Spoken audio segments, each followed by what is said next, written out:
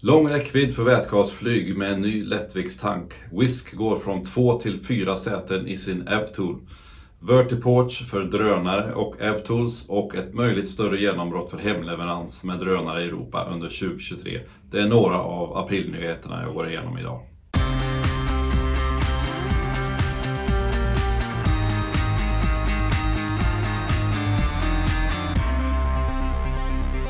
Jag heter Johan och den här kanalen handlar om regionalt elflyg, drönare och EVTOLs.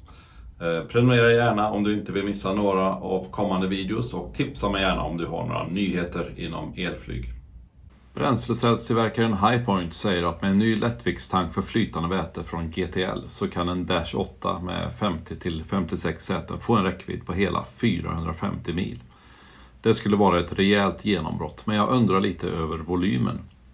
Vi har ju konstaterat tidigare att för flytande väte så är det volymen som begränsar räckvidden snarare än vikten. Tanken på bilden är ju stor. Den lär inte gå att trycka in i vingarna. Så jag undrar lite om det här flygplanet fortfarande kommer ha 50-56 säten när vätetanken väl är installerad. Men även om man skulle behöva plocka bort en del säten så är det ju ändå mycket intressant. Och som vi pratat om tidigare, flygplan kan få en annan form i framtiden för att bättre kunna få plats med vätet, och det behöver inte alls bli en nackdel prestandamässigt. Möjligen att det blir dyrare att tillverka med en mer komplex form.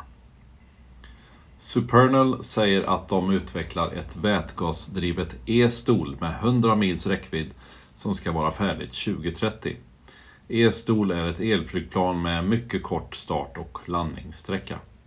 Supernal är Hyundais flyginriktade dotterbolag som sedan tidigare har planer på att lansera ett EVTOL med 4 passagerare med 7,5 mils räckvidd 2028.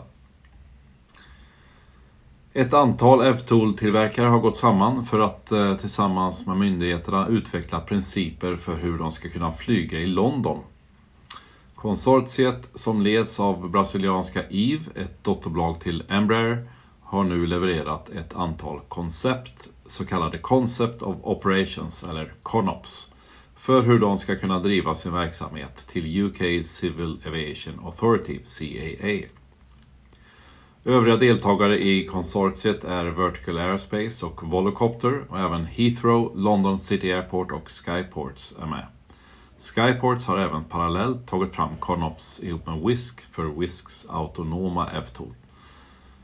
Wisk ägnar sig åt iterativ utveckling av sin EVTOL och är uppe i 50 generationen. Nu har de just berättat att i den kommande 6:e generationen kommer det att bli 4 säten istället för dagens 2. Det är mycket lovande tycker jag, 4 säten istället för 2 bäddar för rimligare biljettpriser. Wisks vd Gary Geisin pratar också om att de vill erbjuda flygresor som gemene man har råd med. Lilium skjuter upp sin lansering av sina flygtjänster med sitt EVTOL med minst ett år och siktar nu på att vara igång tidigast 2025. Och därmed släpper de officiellt racet med Joby Aviation som fortfarande säger att de ska vara igång 2024.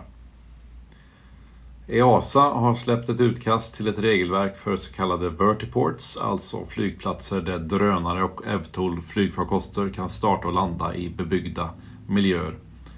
Här ingår bland annat trattformade luftrum och beskriver hur olika vertiports kräver olika prestanda på EVTOL-farkosterna.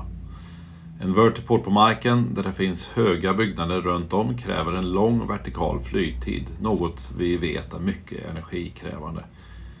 Kanske får vi se de flesta vertiports i storstäder på taken av höghus av den här anledningen. Det kräver ju minimal vertikal flygtid. Företaget Urban Airport har just öppnat portarna till sin första vertiport ihop med Supernal. Den är såklart inte i verklig drift utan är mer av ett showroom eftersom det inte finns några certifierade EVTOL än. Men man kan kanske få en försmak av hur det kommer att fungera. Wingcopter får en order på 17 av deras 198 drönare. Plus option på 115 ytterligare från Zeitfracht. Drönarna ska användas för att leverera reservdelar till havsbaserade vindkraftsparker. Efter bara några veckors drift har 10% av invånarna i staden Balbriggan testat Mannas hemleveranstjänst med drönare. Fler drönare är nu på väg dit för att öka kapaciteten. Och Manna har också berättat om sina ambitiösa planer att redan under 2023 etablera sig på 70 ställen till i 6 europeiska länder.